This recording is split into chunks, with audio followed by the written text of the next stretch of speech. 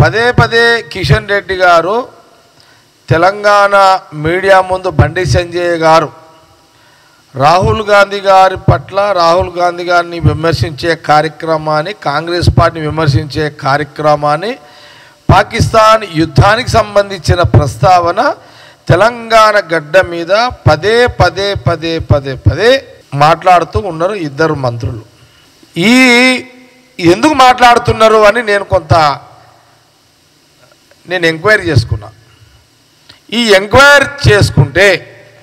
ఎంక్వైరీలో నాకేం తెలియదయ్యా అంటే, ఆ రోజు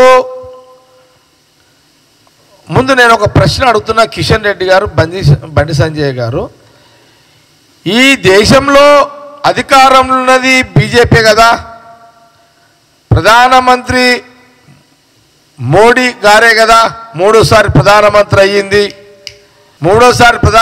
అయ్యింది మోడీ గారే కదా, ఆ క్యాబినెట్లో మీరిద్దరు ఉన్నారు కదా, కిషన్ రెడ్డి గారు, బండి సంజయ్ గారు.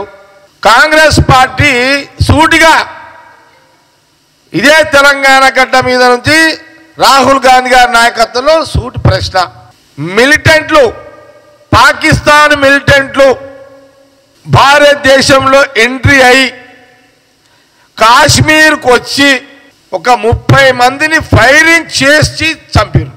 26 మందిని ఫైరింగ్, 26 30 అటు ఇటు ఓకే 26 మందిని ఫైరింగ్ చేసి చంపారు. ప్రధానమంత్రి గారు రాహుల్ గాంధీ గారు అడిగే ప్రశ్నలకు మీరు జవాబు చెప్పాలి. కిషన్ రెడ్డి గారు, బండి సంజయ్ గారు, మీరు పదే పదే రాహుల్ గాంధీ గారి నుంచి మాట్లాడుతున్నారు కాబట్టి మీరు తెలంగాణ గడ్డ మీద కాంగ్రెస్ పార్టీ మిమ్మల్ని ప్రశ్న అడుగుతున్నది.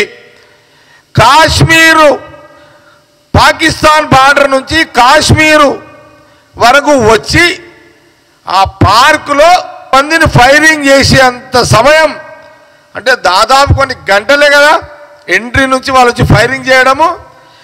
కేంద్ర ప్రభుత్వ ఇంటెలిజెన్స్ ఏం చేసింది? దానికి ఇప్పటి వరకు మీరు జవాబు చెప్పిర్రా దేశ ప్రజలకు?